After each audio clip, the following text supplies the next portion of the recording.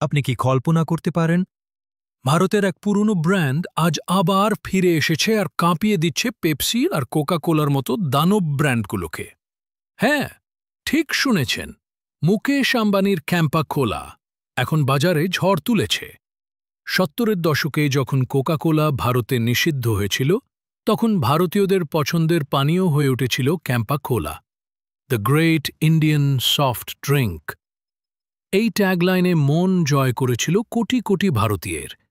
তবে 80-এর দশকে যখন আবার কোক পেপসি ফিরে এলো, তখন ধীরে ধীরে হারিয়ে গেল ক্যাম্পা।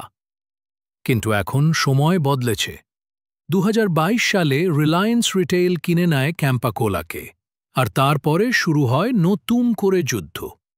আবেগ, দেশীয়তা আর দাম, এই 3 অস্ত্র নিয়ে ক্যাম্পা কোলা এখন বাজারে তোলপাড়। মুকেশ আম্বানির পরিকল্পনা ছিল একদম পরিষ্কার: দাম কম রাখো, নিজের রিটেইল নেটওয়ার্ক দিয়ে সর্বত্র ছড়িয়ে দাও, স্বদেশী ভাব জাগাও, পেপসি কোকের জায়গায় ক্যাম্পা কোলা বসাও। বিশেষ করে ছোট শহর, গ্রাম ও মধ্যবিত্তের বাজারে ক্যাম্পা কোলা এখন অনেকটাই দখল করে ফেলেছে। Reliance smart, Jio mart, kirana store বা পেট্রোল পাম্প এখন সর্বত্র ক্যাম্পা কোলা পাওয়া যাচ্ছে। আর সবচেয়ে বড় বিষয়, পেপসি আর কোক যেখানে 40-45 টাকা, সেখানে ক্যাম্পা মাত্র 30 টাকায় 500 মিলি। এতে শুধু গ্রাহকরাই নয়, দোকানদাররাও ক্যাম্পা বেছে নিচ্ছে বেশি মুনাফার জন্য। রিলায়েন্স ক্যাম্পা কোলাকে ব্র্যান্ড করছে একটি ভারতীয় গর্বের প্রতীক হিসেবে। নিজের দেশীয় পানীয় পান করো। এই দেশপ্রেমের আবেগও কাজ করছে গ্রাহকদের মনে।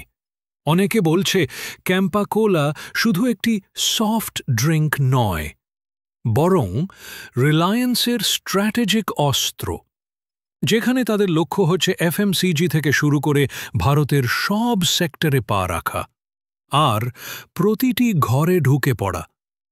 এখন প্রশ্ন হচ্ছে, এই দেশীয় ক্যাম্পা কোলা কি সত্যিই পেপসি কোককে হারিয়ে দিতে পারবে?